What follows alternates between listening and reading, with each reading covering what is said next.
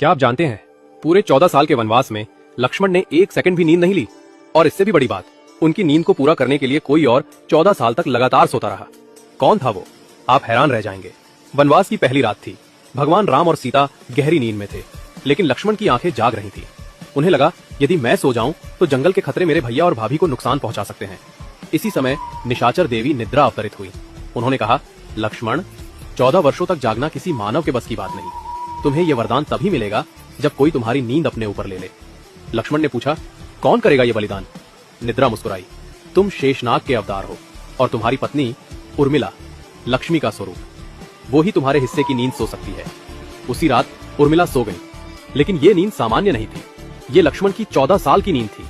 वे सोती रही और लक्ष्मण रात दर रात राम और सीता की रक्षा करते रहे। वनवास खत्म होने के बाद जब लक्ष्मण अयोध्या लौटे और उर्मिला को देखा, उनकी आंखें भर आई।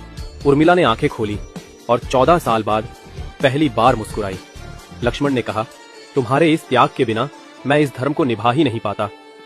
लोग राम सीता के प्रेम को याद रखते हैं, लेकिन बहुत कम लोग जानते हैं कि अयोध्या की सबसे महान प्रेम कहानी लक्ष्मण और उर्मिला की है, जहां एक ने 14 साल तक नींद त्याग दी और दूसरी ने 14 साल सिर्फ अपने पति के धर्म का साथ देने के लिए सोती रही। ये कहानी हमें सिखाती है, सच्चा त्याग बिना शोर के किया जाता है। जय श्री राम।